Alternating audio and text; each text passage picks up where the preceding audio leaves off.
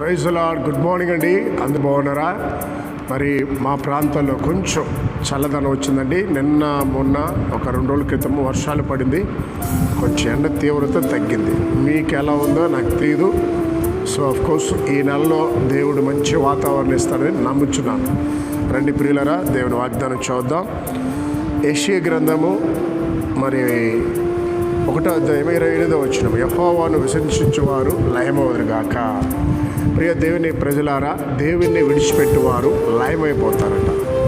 ఒకసారి మనం యేసయ్యను నమ్ముకొని బాప్తిసం తీసుకొని ఆయన ప్రేమను రుచి చూసి ఆయన అద్భుతాలు చూసి ఎవరో చెప్పుడు మాటలు విని లేదా ఎవరికో భయపడి నువ్వు దేవుణ్ణి విడిచిపెట్టి వెళ్ళిపోతే నీవు లయమైపోతావు.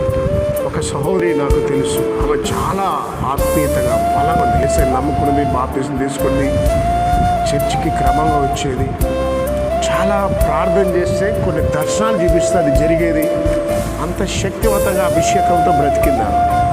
వాళ్ళ మాట వీళ్ళ మాట, వాళ్ళు వీళ్ళు ఎగతాళి చేస్తే ఆ దేవుడు మీ దేవుడు కాదు, ఆయన మాలోల దేవుడు, మాదిగోల దేవుడు, ఇట్లాగా ఆమె ఎగతాళి చేయడం మొదలుపెట్టారు. నువ్వైనా బొట్టు పెట్టుకొని ఉంటావు. సో అవి ఏం చేసింటే మెల్లగా లోకం కొరకు వదిలిపెట్టేసి ప్రార్థన ఆపేసింది, చర్చికి రావడం ఆపేసింది, కుటుంబం అంతా లోకంలో కలిసిపోయారు. కొన్నాళ్ళకి అలాగ గడిచిపోయింది. ఇప్పుడు ఏమైందంటే కొద్ది రోజుల తర్వాత ఆమె తెలియకుండా కొద్ది రోజుల తర్వాత లోపల అప్పులు చేసుకొని చివరికి అది 10 లక్షల దాకా అయిపోయింది. ఒక్కసారిగా అప్పులలో వచ్చి డోకరా అది ఇది అందరు కలిపి వచ్చి ఒక్కసారిగా ఆమె మీద వచ్చి పడ్డారు. మానసిక ఒత్తిడి పెరిగిపోయింది.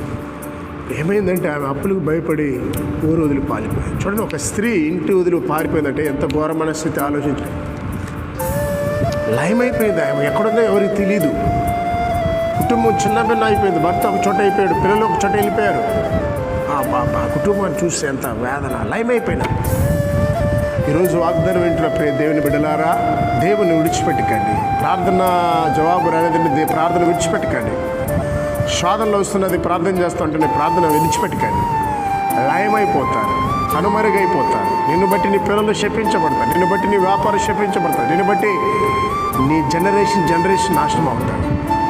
కాబట్టి ఉదయకాలన నా 2 చేతులు జోడించి చెప్తున్నా, మీరు యేసయ్యని విడిచిపెట్టకండి. ఆయనతో నమ్మకంగా అంటిపెట్టుకోండి.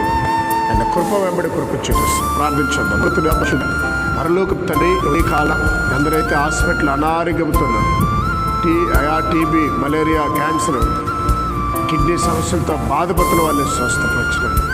చిన్నపిల్లలు అనారోగ్యానికి గురవుతుండగా వారిని ఇప్పుడు ముట్టి బాగుచేయను. ఎందరైతే తాగుడికి అడిక్ట్ అయినారో వాళ్ళు విడిపించాను. ఎందరైతే నా ప్రభా ఆర్థికంలో వారికి సహాయించినారు, ఎంత నా ప్రభా ఘోరమైన పాపబోధులు ఉన్న వారికి విడుదల ఇచ్చాడు. ఎవరు విడుదలయ్యా సమాధానం వారికి, అప్పులు ఉన్న వారికి అయా విడుదల ఇచ్చాడు. ఉదయ కాలంలో ప్రభా బాధపడుతున్న వారికి సహాయం చేయను. ఆయన